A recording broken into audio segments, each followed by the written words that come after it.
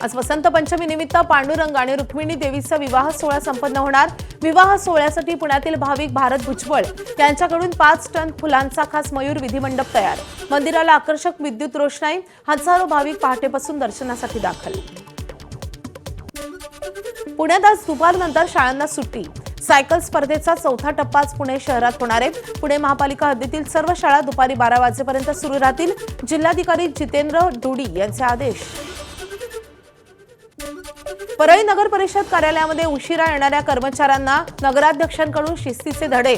नगर परिषदेच्या गेटवरच वाजवायला लावली घंटा, तर नगराध्यक्षांनी सगळ्यांना पुष्पगुच्छ देत केली वेळेत येण्याची सूचना।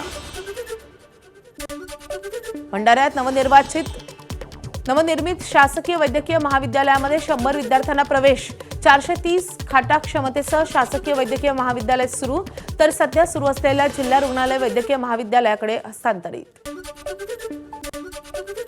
अमृत भारत ट्रेनची आज हायस्पीड चाचणी। अहमदाबाद वडोदरा मुंबई सेंट्रल मार्गावर अमृत भारत ट्रेन 130 किलोमीटर प्रति तास वेगाने चालवण्यात येणार। सुरक्षित आणि सक्षम रेल्वे संचालनाच्या दृष्टीने ट्रायल रन महत्त्वाची। लोणार सरोवरामधल्या वाढत्या जलपातळीवरून लोणार वासियांचं वर्ल्ड हेरिटेज सेंटर आणि युनेस्कोला साकडं। केंद्र आणि राज्य सरकारचा कुठलाही विभाग दखल घेत नसल्याने हस्तक्षेप करून तत्काळ लोणार सरोवर वाचवण्याची मागणी। दाट धुक्यामुळे उत्तर भारतामधून येणाऱ्या रेल्वे गाड्यांना मुंबईत येण्यास विलंब। मेल एक्सप्रेसला प्राधान्य दिल्यानं लोकलचं वेळापत्रक कोलमडलं। नोकरदारांना कार्यालयात पोहोचण्यास उशीर। सीएसएमटी दादरला येणाऱ्या रेल्वे गाड्या इतर ठिकाणी स्थलांतरित करण्याची मुंबई रेल प्रवासी संघाची मागणी। गोंदियाच्या देवरी तालुक्यातल्या उत्सेपूर ग्रामपंचायत अंतर्गत ढोबाटोला येथे सुरू असलेल्या बियर बार विरोधात ग्रामस्थ आक्रमक। 26 जानेवारीला सामूहिक आत्मदहनाचा इशारा।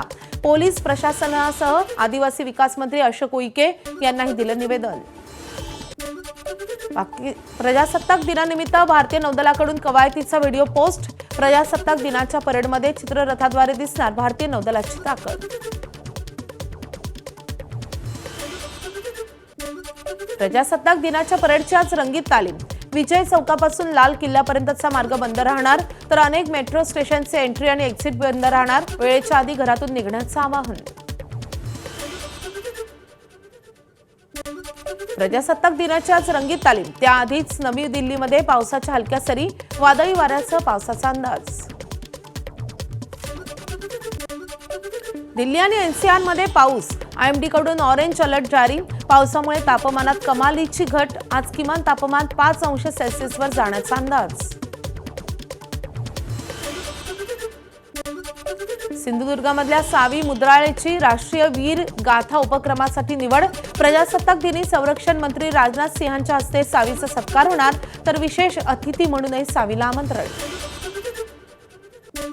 नाशिकमध्ये आजही सादर होणार सूर्यकिरण एअर शो। सूर्यकिरण शोसाठी जिल्हा प्रशासनानं प्रवेश शुल्क आकारल्यानं हवाई दल नाराज। एअर शोच्या माध्यमातून जमा होणारा निधी सैनिक कल्याणासाठी वर्ग करणार, जिल्हा प्रशासनाचं स्पष्टीकरण। त्रिभाषा धोरण समितीला अहवाल सादर करण्यास पुन्हा मुदतवाढ। नरेंद्र जाधव यांच्या अध्यक्षतेखालील समितीला 4 फेब्रुवारीपर्यंत सादर करावा लागणार अहवाल। हिंदी सक्तीला विरोध झाल्यानंतर स्थापन करण्यात आली होती समिती। इंडिगोच्या दिल्लीहून पुण्याला जाणाऱ्या विमानात बॉम्ब ठेवल्याची धमकी। विमानातील स्वच्छतागृहात सापडली नोट। विमानाचं पुण्यामध्ये सुरक्षितपणे लँडिंग। बॉम्ब शोधक पथकाकडून विमानाची कसून तपासणी। जानेवारीच्या पहिल्या काही दिवसात 4 वाघांचा मृत्यू, तर 2025च्या सुरुवातीला अवघ्या 22 दिवसात 11 वाघांचा मृत्यू। या प्रकरणाची मुंबई उच्च न्यायालयाच्या नागपूर खंडपीठाकडून गंभीर दखल। जनहित याचिका दाखल करण्याचे दिले आदेश। वाल्मिक कराडसह त्याच्या सहकाऱ्यांनी मागील 9 वर्षात बोगस कंत्राट मिळवल्याचा आरोप। परळी नगर परिषदेमध्ये वैजनाथ सुरवसे यांनी गोंधळ घालत केलं उपोषण। शासकीय कामात अडथळा निर्माण केल्याप्रकरणी गुन्हा दाखल। बदलापुरात खासगी शाळेच्या स्कूल व्हॅनमध्ये चिमुकलीवर लैंगिक अत्याचार। चालकानं गुप्तांगाला हात लावल्याची पोलिसांची माहिती। आरोपीला अटक, तर मुलीची वैद्यकीय तपासणी। बदलापूरमध्ये अल्पवयीन मुलीवर ज्या स्कूल व्हॅनमध्ये अत्याचार झाला त्या व्हॅनवर आरटीओची कारवाई। त्या व्हॅनला कुठलीही परवानगी नसल्याचं उघड। व्हॅनचा परवाना रद्द करून 24,000 रुपयांचा दंड। नाशिकच्या आडगाव शिवारात किरकोळ भांडणातून पोलिसाच्या मुलाकडून सख्या मोठ्या भावाचा खून, गुन्हा दाखल. आरोपी अरविंद गायकवाडला पोलिसांकडून बेड्या.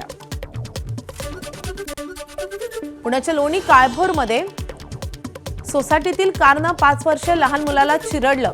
पार्किंगमधून निघालेल्या भरधाव कारनं लहान मुलाला चिरडलं. चिमुकल्याचा मृत्यू तर कार चालकाच्या विरोधात गुन्हा दाखल. जळगाव जिल्ह्यातल्या नशिराबाद जवळ मुंबई नागपूर महामार्गावर कारचा भीषण अपघात. घटनेत तरुणीचा जागीच मृत्यू तर एक जण गंभीर जखमी.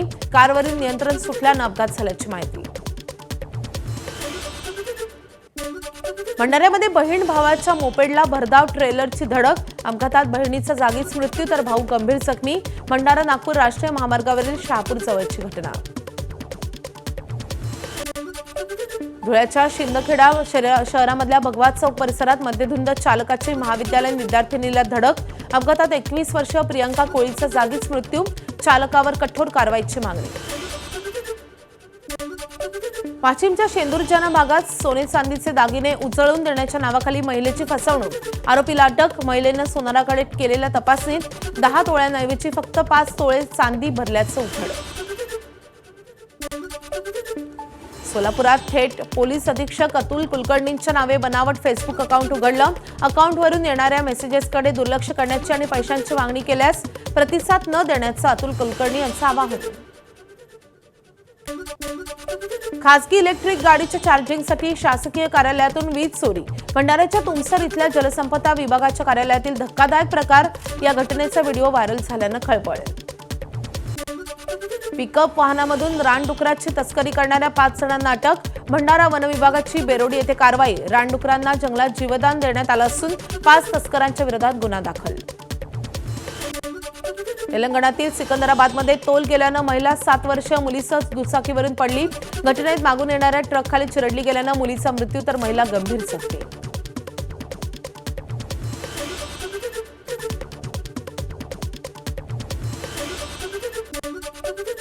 बारामुल्लामध्ये जोरदार बर्फवृष्टी. जवळपास 1 फूट बर्फ साचला. फळ बागायतदारांमध्ये आनंदाचं वातावरण. हिमवृष्टी सफरचंदाच्या बागांसाठी फायदेशीर ठरण्याची शक्यता. जम्मू काश्मीरमध्ये अनेक ठिकाणी बर्फवृष्टी. सध्याच्या हवामानामुळे श्रीनगर विमानतळावरील कामकाज पूर्ववत होण्यास अपेक्षेपेक्षा जास्त वेळ लागण्याची शक्यता. झारखंडमध्ये 15 माओवाद्यांचा खात्मा.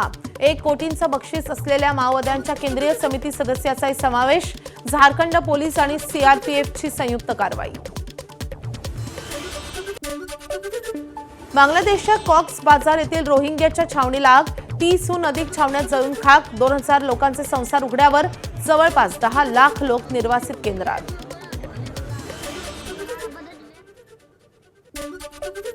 यूएईमध्ये जेलमध्ये अडकलेल्या 900हून अधिक भारतीयांची लवकरच होणार सुटका. यूएईमध्ये स्थानिक कायद्यांचं उल्लंघन केल्यामुळे किंवा इतर किरकोळ कारणांमुळे हे भारतीय नागरिक सध्या तुरुंगात आहेत. उज्जैनमधील तराणा येथे हिंदू नेत्यावर मुस्लिम तरुणांकडून हल्ला. संतप्त नागरिकांनी केली बसेसची तोडफोड. पोलिसांकडून घटनास्थळाचा आढावा.